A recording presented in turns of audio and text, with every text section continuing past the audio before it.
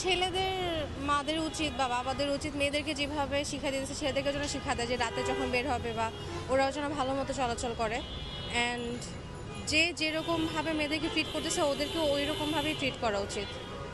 আপনি শাস্তিটা কি চাচ্ছেন? মানে ধর্ষণের শাস্তিটা কি হওয়া উচিত আপনার মতে? লাইক সর্বোচ্চ শাস্তি যেটা পসিবল আইনের জন্য। আমি মনে করি দর্শন যারাই করে যত শক্তিশালী লোক হোক তাদের শক্তিশালী হাতগুলো ভেঙে দিতে হবে।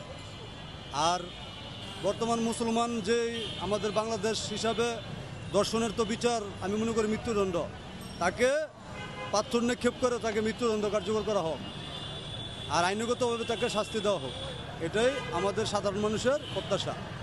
কুমিল্লার ঘটনাটি কি আপনি শুনেছেন কিনা? মুরাদনগরে যে ঘটনাটি ঘটেছে শুনছি না বলছে, আপনি যেহেতু বলছেন এই মুহূর্তে আমি শুনলাম। আর এই ঘটনা যে কোনো স্থানে হোক না কেন এই ধরনের কার্যকলাপগুলো আমাদের এদেশের মধ্যে বিচার করা দরকার, কারণ এইসব জিনিসগুলো আমাদের দেশে প্রায় দিন দিন বেড়েই যাচ্ছে।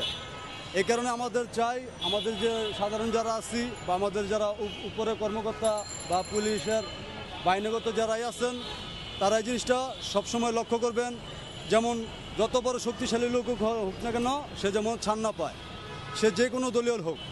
আমি মনে করি এতটুকুই আমার থেকে জানা মতো।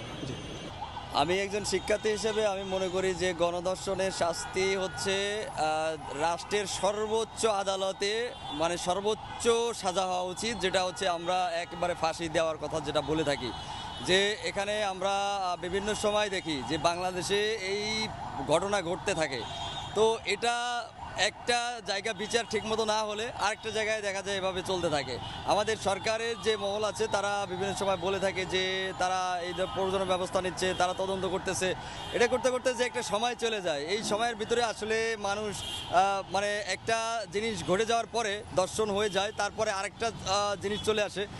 এটার কারণে একটা ধামাচাপা পড়ে যায়, আর বিগত দিনে যে ঘটে যাওয়া ঘটনাটা সেটা আসলে ওটা মানে আর মানুষের মুখে থাকে না, চলে যায়। সুতরাং আমি বলবো যে যখনই ঘটনাটা ঘটবে, বিশেষ করে যে দর্শন বাংলাদেশে চলমান প্রক্রিয়ার মধ্য দিয়ে মানে হয়ে যাচ্ছে, এটা বিগত দিনে যেভাবে হয়েছে এখনও ঠিক সেইভাবে হচ্ছে। এটার জন্য প্রয়োজনীয় পদক্ষেপ এই পর্যন্ত একটাও হয়নি। এবং আপনারা জানেন যে বিভিন্ন সময় যে ঘটনাগুলো হচ্ছে এই ঘটনার কোনোরকম কোনো মানে বিচার কার্যক্রম যথাসময়ে বাংলাদেশে হয় নাই। তো এটা আসলে কবে নাগাদ হবে? আমি বাংলাদেশ সরকারের যারা দায়িত্বে আছেন তাদের কাছে আমার প্রশ্ন যে আসলে কবে নাগাদ হবে, কিভাবে হবে, কত সময়ের ভিতরে হবে? আপনারা আসলে মানে জনগণকে কি আশ্বাসের জায়গাটা আপনারা দিচ্ছেন, সেটা আমার প্রশ্ন।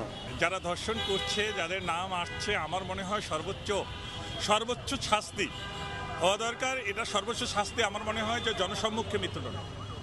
জনসম্মুখে যদি মৃত্যুদণ্ড দেওয়া যায় তাহলে ইয়াং জেনারেশন যারা আছে তারা ভয় পাবে এবং ইয়াং জেনারেশন যারা আছে তারা এই কাজ থেকে অনেকটা দূরে সরে যাবে। এই 24-এর বাংলায় সত্যিকার অর্থে আমার মনে হয় যে যারা রক্তের উপর দাঁড়িয়ে ইন্টেরিয়াম গভর্নমেন্ট যারা আছে এখন আসলে প্রশাসনকে কেন তারা কাজে লাগাতে পারছে না এবং প্রশাসনের দৃষ্টি আকর্ষণ করছি এই ধর্ষণগুলোকে যেভাবে বন্ধ করা দরকার সেভাবে যদি বন্ধ না হয় সামনের আইয়ামে জাহিলিয়ার যুগের থেকেও তো খারাপ যুগ এসে গেছে।